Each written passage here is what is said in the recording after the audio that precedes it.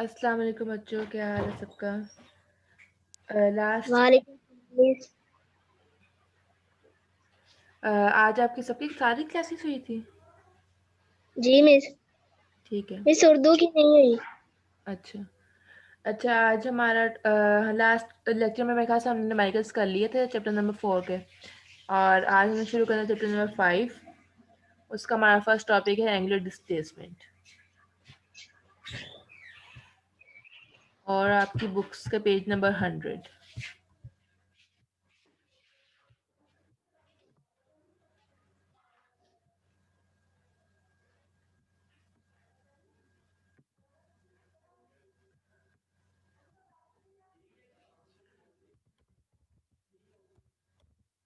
Chapter number 5,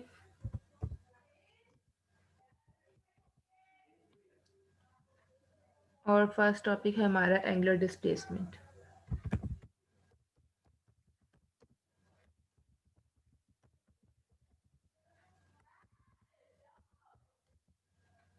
ठीक है। अच्छा, एंगुलर डिस्प्लेसमेंट के लिए हमें पहले पता होना चाहिए कि एंगुलर डिस्प्लेसमेंट एक तो होती किस में है। हमें पता लीनियर मोशन का, हमें पता है हम स्ट्रेट जा रहे हैं, हमारी लीनियर मोशन हो रही है, हमारी लीनियर डिस्प्लेसमेंट हो रही है, उसके अंदर लीनियर एक्सेलरेशन लग रही होती है हमारी। लेकिन अगर हम किसी सर्कल के अंदर मूव कर रहे हैं, कोई सर्कल है, हम उसमें मूव कर रहे हैं, ये एक सर्कल है, और हमारी जो बॉडी है, जैसे कोई हमें कार सपोज कर ले, हमारी कोई कार है, वो एक सर्कल के अंदर मूव कर रही है, तो क्या होगा, तो उसके ऊपर कौन सी डिस्प्लेसमेंट वो कवर कर रही है, या फिर कौन सी एक्सेलरेशन लग रही है, कितनी वेलोसिटी है उसकी, वो सब कुछ जो होगा, जो एक सर्कल में हमारी बॉडी के ऊपर लग रहा होगा, उसको हम कहते हैं सर्कुलर एक्सेलरेशन, या फिर एंगुलर, उसमें वर्ड यूज करते हैं angular. Angular displacement, angular velocity, angular acceleration, ये हम किसी भी सर्कल में जब हम मूव कर रहे होते हैं तब हम वर्ड एंगुलर यूज करते हैं, क्योंकि वो एक सर्कल के लिए होते हैं। अगर हम स्ट्रेट जा रहे हैं, लीनियर मोशन है हमारी, या फिर बिल्कुल लीनियर नहीं भी है, अगर फर्ज करें हमारी कोई टेढ़ी मेढ़ी भी है, थोड़ी बहुत ऐसे ऐसे भी है, तो भी हमारे पास जो मोशन होगी तो हमारे पास लीनियर ही होगी। लेकिन अगर बिल्कुल सर्कल के अंदर है कोई मोशन, तो हमारे पास वो होगी एंगुलर। ठीक है। सबसे पहले एंगुलर डिस्प्लेसमेंट की डेफिनेशन आ जाती है।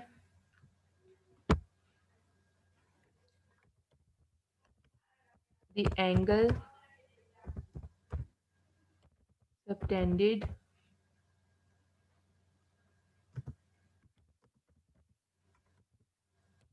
at the center of a circle by a body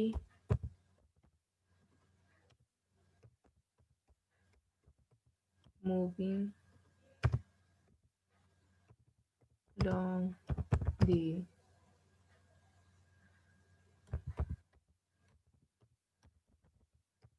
circumference in a given time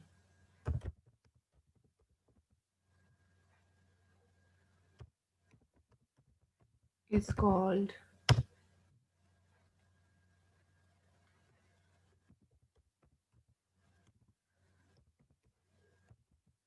angular displacement।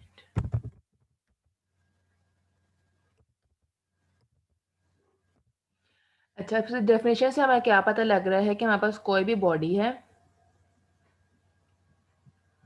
For example हमारे पास कोई बॉडी है यहाँ पर, और वो इस सर्कल के अंदर मूव कर रही है। ठीक है। अब angle subtended at the centre of a circle by a body moving around the circumference. Circumference इसका क्या होता है, किसी भी सर्कल का सर्कमफेरेंस हमारे पास क्या होता है, जो पूरा सर्कल हमारे पास बन रहा होता है ना, उसको हम कहते हैं, जो पूरा सर्कल बन रहा है इसको हम कहते हैं सर्कमफेरेंस ऑफ अ सर्कल। ठीक है। और सेंटर से लेकर जितना यहाँ तक का डिस्टेंस होता है उसको हम कहते हैं रेडियस। अब इस पॉइंट पर कोई ना कोई एंगल बना रही होगी। अब आगे जब थोड़े टाइम के बाद बॉडी आगे चली जाएगी इस सर्कल में, तो कोई ना कोई एंगल यहाँ पे बना रही होगी, तो इस एंगल, यहाँ पे जो एंगल बन रहा होगा उसको हम कहते हैं एंगुलर डिस्प्लेसमेंट, कि इतना उसने डिस्टेंस कवर किया है उस सर्कल के अंदर। ठीक है।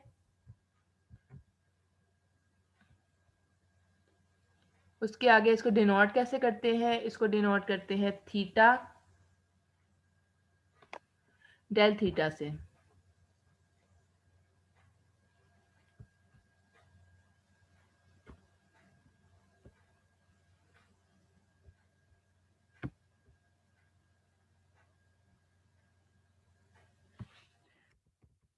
It is denoted by del theta.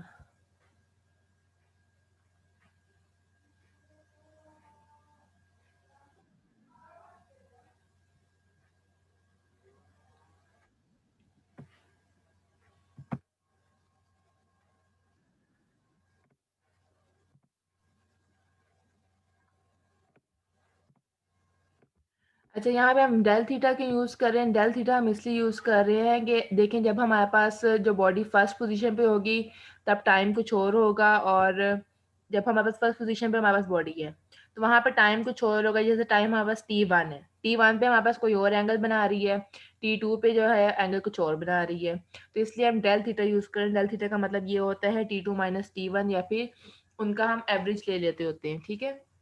इसलिए हम इसको डेल थीटा यूज़ कर रहे हैं एंगुलर डिस्प्लेसमेंट में।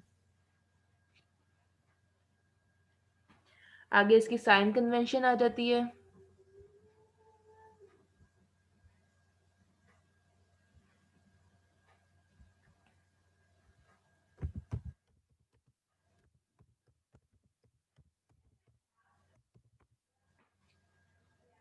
जब क्लॉकवाइज कोई भी बॉडी मूव कर रही होगी तो जो हमारे पास एंगुलर डिस्प्लेसमेंट होगी वो नेगेटिव होगी, और एंटी क्लॉकवाइज अगर मूव कर रही है तो हमारे पास डिस्प्लेसमेंट होगी वो पॉजिटिव होगी।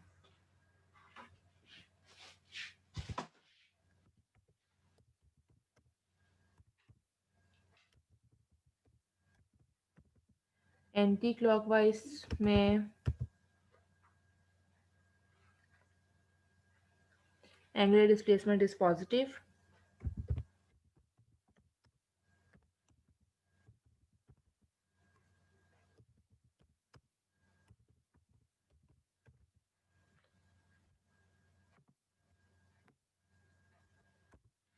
और क्लॉकवाइज रोटेशन में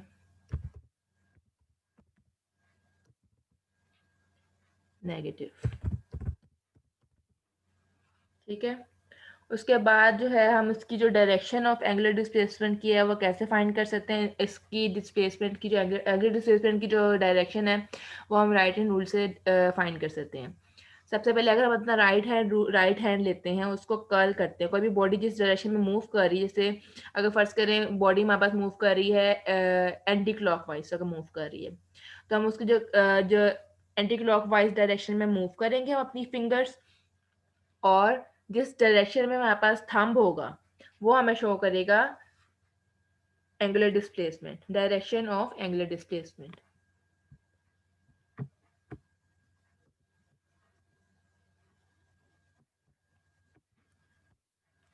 इसमें राइट हैंड रूल लिख लेते हैं।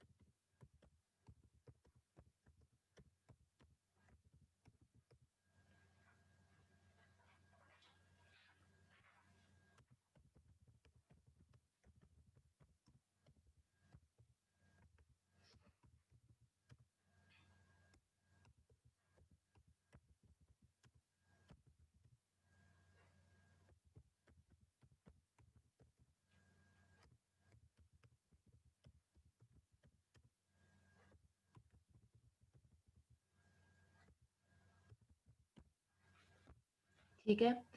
हमने जैसे अगर हमारे पास क्लॉकवाइज डायरेक्शन में मूव कर रही है या एंटी क्लॉकवाइज डायरेक्शन में कोई भी बॉडी मूव कर रही है, तो उस डायरेक्शन में हम अपनी फिंगर्स कर्ल करेंगे, और जिस जिस डायरेक्शन में हमारे पास हमारा थंब होगा वो हम शो करेगा एंगुलर डिस्प्लेसमेंट की डायरेक्शन। आगे हमारे पास आ जाते हैं यूनिट।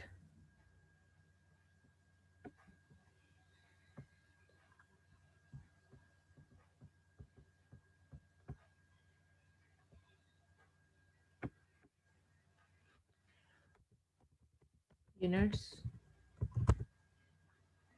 एंगुलर डिस्प्लेसमेंट का यूनिट होता है रेडियन।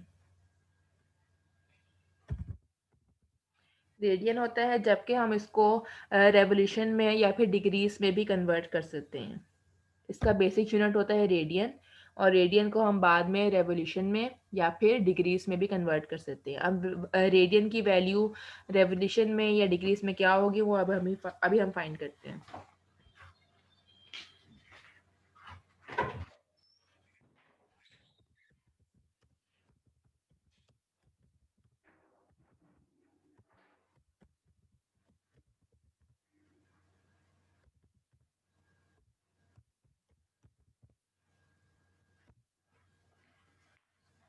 सबसे पहले हम देख लेते हैं दोनों के अब हमारे पास एक लीनियर डिस्प्लेसमेंट होती है और दूसरी हमारे पास होती है एंगुलर डिस्प्लेसमेंट, जैसे कि हमने अभी भी पढ़ा। हमें पता है लीनियर डिस्प्लेसमेंट स्ट्रेट लाइन में होती है और जो एंगुलर डिस्प्लेसमेंट होती है वो कर्व में होती है, कोई भी सर्कल के अंदर होती है। ठीक है, उसके अब हमने देखना है कि दोनों के दरमियान में रिलेशन क्या है, लीनियर डिस्प्लेसमेंट में और एंगुलर डिस्प्लेसमेंट में, दोनों में रिलेशन क्या है।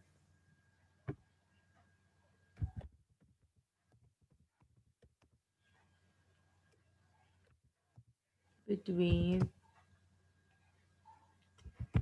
Linear and angular displacement.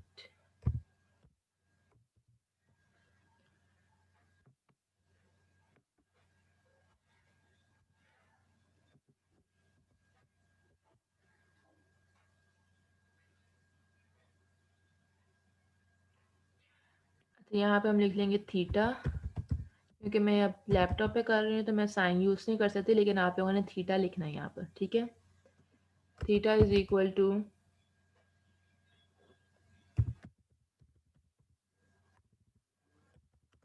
Length of arc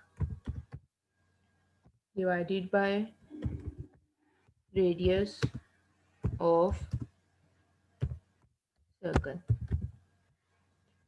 theta का फॉर्मूला ये होता है length of arc divided by radius of circle. ठीक है,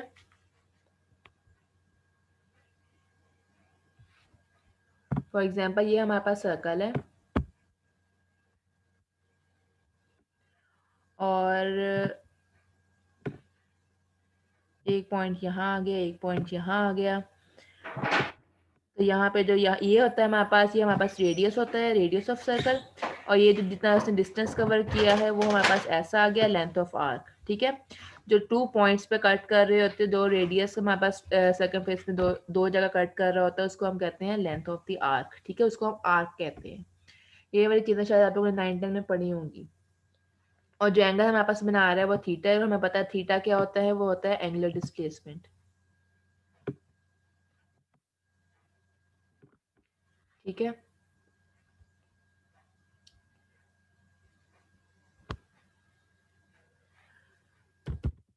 theta is equal to S divided by are.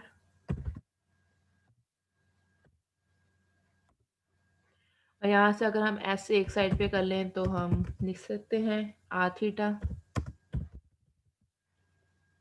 तो यहाँ पास रिलेशन आ गया, थीटा हमारे पास क्या है, एंगुलर डिस्प्लेसमेंट, और एस हमारे पास क्या है, लीनियर डिस्प्लेसमेंट। तो दोनों के दरमियान में अगर रिलेशन निकालने को कहा जाए तो हम ऐसे निकालेंगे। ठीक है, और दूसरा ये है कि अगर आप लोगों को जैसे न्यूमेरिकल आ जाता है और आपके पास लीनियर डिस्प्लेसमेंट की वैल्यू दी जाती है और रेडियस दे दिया जाता है, और आपको कहते हैं कि एंगुलर डिस्प्लेसमेंट निकालें, तो वो भी आप इस फॉर्मूले से निकाल सकते हैं। आगे हम रिलेशन फाइंड करते हैं रेडियन और डिग्री में। Relation between radian and degree.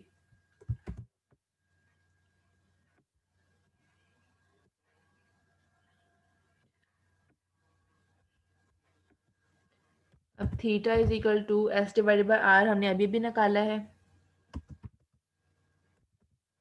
Divided by are. अच्छा, अब s जो है वो हमारे पास किसके इक्वल है, 2 पाई आर। 2 पाई आर का मतलब क्या है, 2 पाई आर पूरे जो सर्कल होता है उसका सर्कमफेरेंस होता है। पूरा जो सर्कल होता है उसका सर्कमफेरेंस 2 पाई आर के इक्वल होता है। तो यहाँ पे हम s की वैल्यू पुट कर देंगे 2 पाई आर।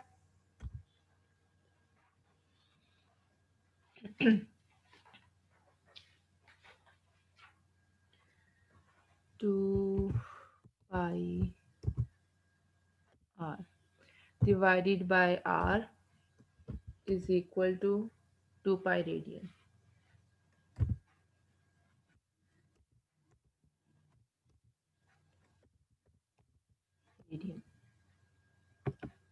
ठीक है, रेडियन हमारे पास हमें पता है वो एंगल, जो एंगुलर डिस्प्लेसमेंट है उसका जो हमारे पास यूनिट है वो हमारे पास रेडियन है। तो यहाँ पे हमारे पास 2 पाई रेडियन आ गया। अब 2 pi radian is equal to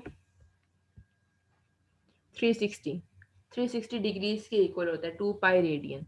2 pi radian का मतलब होता है पूरा सर्कल, पूरा सर्कल जो है वो 2 पाई रेडियन होता है। ठीक है, तो 2 पाई रेडियन में अगर हम डिग्रीज में कन्वर्ट करते हैं तो 360 डिग्रीज के इक्वल होता है। हमें पता है पूरा जो सर्कल होता है उसका जो एंगल अगर हम फाइंड करना चाहें तो 360 डिग्रीज के इक्वल होता है।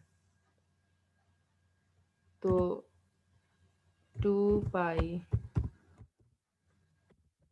Radian is equal to 360 degrees. और this is equal to 1 revolution. पूरा जो सर्कल का चक्कर होता है वो इक्वल होता है 1 रेवोल्यूशन। उसको हम 1 रेवोल्यूशन कहते हैं ना, तो 1 रेवोल्यूशन और is equal to 360 degrees and 360 degrees is equal to 2 pi radian। ठीक है, 1।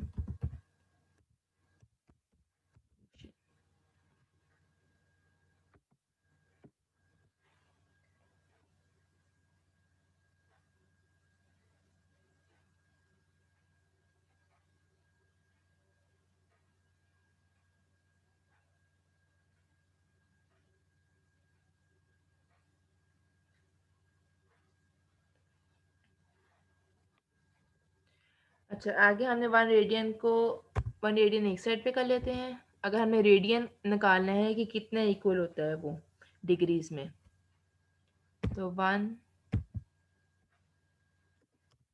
रेडियन हम एक साइड पे कर लिया और 2 पाई दूसरी साइड पे ले गए, 360 डिवाइडेड बाई 2 पाई कर दिया बाई 2 पाई। और पाई की वैल्यू हमें पता है 3.14 के इक्वल होती है, वो वाली वैल्यू पुट कर देते हैं 3.14। So 1 radian is equal to 57.3 degrees, 7.3 degrees. ठीक है, 1 radian is equal to 57.3 degrees. ये हमारे पास रिलेशन निकला है। और ये अक्सर, या अक्सर भी नहीं बल्कि मेजॉरिटी ऑफ पेपर्स में पूछ लेते होते हैं कि रेडियन और डिग्री के दरमियान में रिलेशन कितना है, दोनों एक दूसरे से वेरी कैसे करते हैं, या फिर इस तरह के क्वेश्चन, शॉर्ट क्वेश्चन से पूछ लेते होते हैं। अच्छा, आगे हम देखते हैं एंगुलर वेलोसिटी।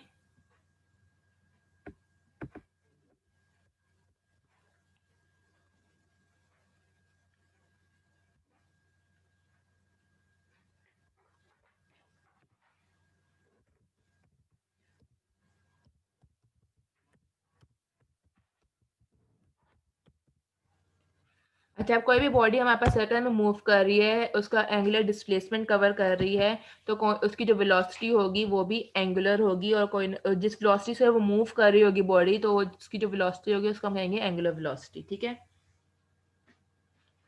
तो जिस तरह हमारे पास लीनियर डिस्प्लेसमेंट में हम वेलोसिटी को करते हैं, rate of change of displacement is equal to rate of change of displacement is equal to velocity angular वो लीनियर वेलोसिटी होती है। इसी तरह यहाँ पर time rate of change of angular displacement is equal to angular velocity. Time rate of change of angular displacement is called angular velocity। ठीक है, इसको हम ओमेगा से शो करते हैं, बुक पे देख लेते हैं।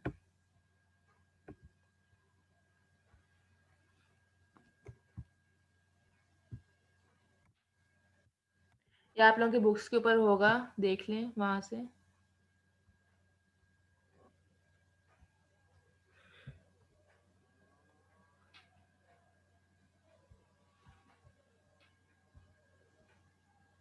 ये ओमेगा से हम शो करते हैं इसको वेलोसिटी को। ठीक है, एंगुलर वेलोसिटी को हम ओमेगा से शो करते हैं और लीनियर वेलोसिटी को हम v से शो करते हैं, और del theta divide by del T. उसके बाद हमारे पास कहा हुआ है instantaneous angular velocity. Instantaneous angular velocity का क्या मतलब होता है कि हमारे पास जैसे जैसे टाइम चेंज हो रहा है उसकी वेलोसिटी भी चेंज हो रही है हर टाइम, हर थोड़े टाइम के इंटरवल के बाद, क्योंकि डिस्प्लेसमेंट जो उसका है वो चेंज हो रहा है। जब हमारे पास टाइम 1 होगा, t1 होगा, तब हमारे पास डिस्प्लेसमेंट कुछ और होगा। जब टाइम 2 हो जाएगा, t2 हो जाएगा, तब हमारे पास डिस्प्लेसमेंट कुछ और होगा। इसी तरह जैसे जैसे टाइम चेंज हो रहा है वैसे वैसे उसकी वेलोसिटी भी चेंज हो रही है, उसकी डिस्प्लेसमेंट भी चेंज हो रहा है। तो इसको हम कहते हैं इंस्टेंटेनियस एंगुलर वेलोसिटी। उसमें हमारे पास लिमिट लगा दी है del T approaches to zero, क्योंकि मतलब जैसे डेल टी से शुरू हो, जैसे टाइम हमारे पास पहले t1 है, t2 है, t3 है, t4 है, और जब हमारे पास अगर पूरा हो जाएगा तो हमारे पास टाइम जीरो हो जाएगा। तो del T approaches to zero, यहाँ पे हमारे पास लिमिट लगा दी है, और ये हमारे पास इक्वल होती है इंस्टेंटेनियस वेलोसिटी के।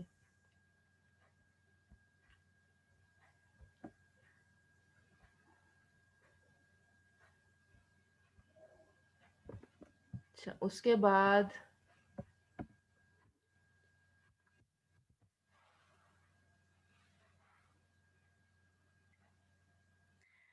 इसका यूनिट आ जाता है। इसका यूनिट हमारे पास है पर सेकेंड। अच्छा, जो एंगुलर डिस्प्लेसमेंट है उसका कोई डायमेंशंस नहीं है। ठीक है, उसका यूनिट जो हमारे पास रेडियन है, थीटा है, थीटा का हमें पता है कोई हमारे पास आगे उसका यूनिट नहीं होता, तो उसकी डायमेंशंस भी नहीं होती थीटा की। तो इसी तरह यहाँ पर जो एंगुलर डिस्प्लेसमेंट है उसमें भी उसकी कोई भी रेडियन उसका यूनिट है, डिग्रीज और रेवोल्यूशन उसके अदर यूनिट्स हैं, लेकिन डायमेंशन जो है एंगुलर डिस्प्लेसमेंट की कोई नहीं है।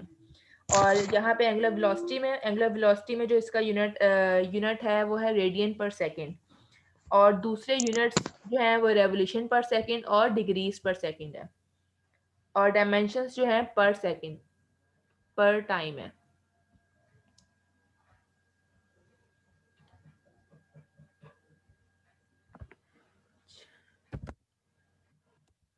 यूनिट्स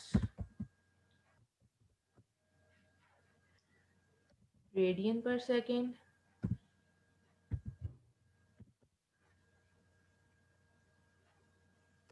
एंड अदर यूनिट्स और रेवोल्यूशन पर सेकेंड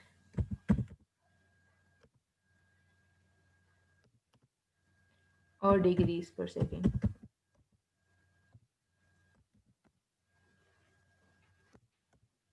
और इसके डायमेंशन जो हैं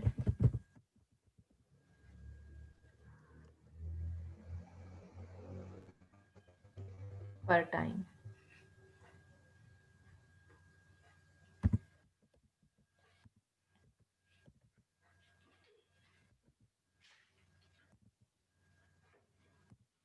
ठीक है, क्योंकि हमें पता है रेडियन का भी कोई यूनिट नहीं है, रेवोल्यूशन का भी कोई यूनिट नहीं है, और डिग्रीज का भी कोई यूनिट नहीं है। अगर सेकंड्स को हम कन्वर्ट करते हैं इसकी डायमेंशंस के अंदर तो हमारे पास पर टाइम आ जाता है, मतलब t-1 आ जाता है। ठीक है, तो ये इसके डायमेंशंस हो गए। उसके बाद हमारे पास है एंगुलर एक्सेलरेशन।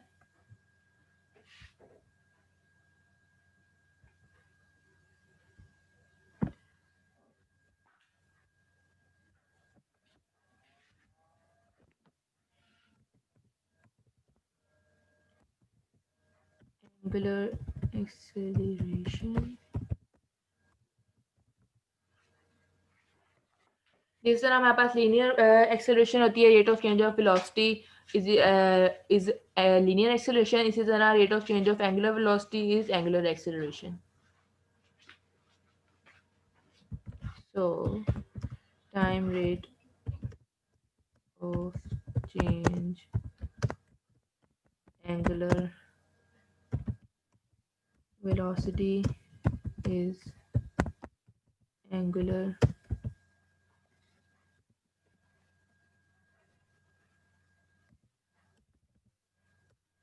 acceleration.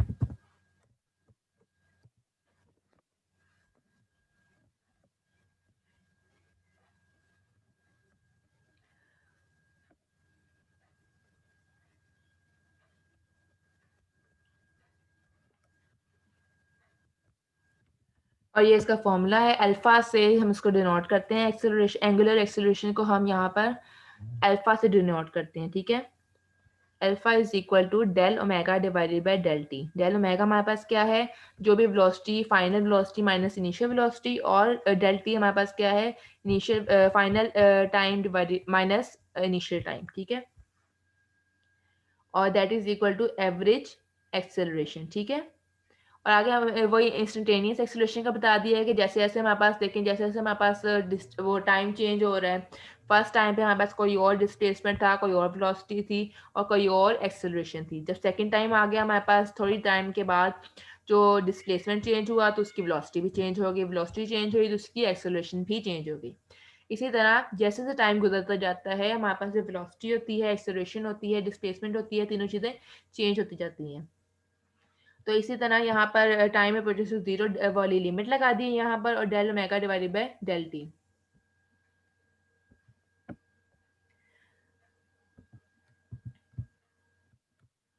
अच्छा, एक और जो इम्पोर्टेंट बात है वो ये है कि एंगुलर एक्सेलरेशन जो है वो एक वेक्टर क्वांटिटी है, ठीक है.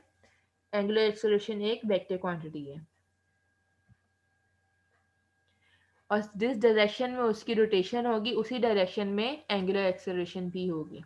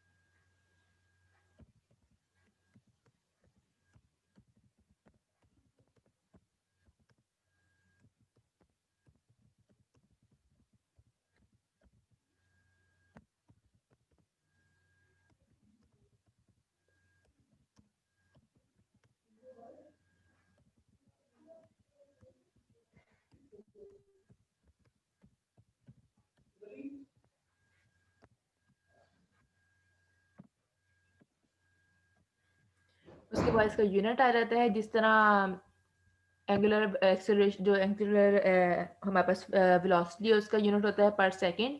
तो यहाँ पे हमारे पास पर सेकंड स्क्वायर आ जाएगा सिंपली.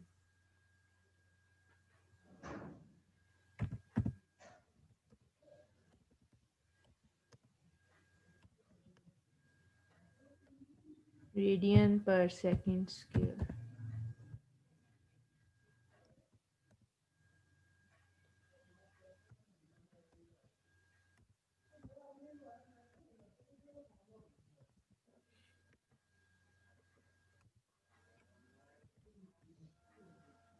टी पावर -2,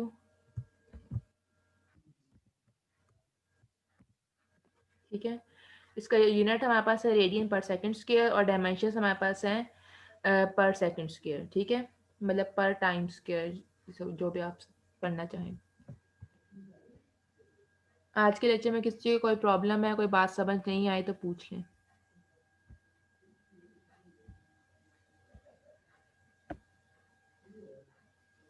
किसी को कोई बात नहीं समझ आई तो पूछ लें आज के लेक्चर में.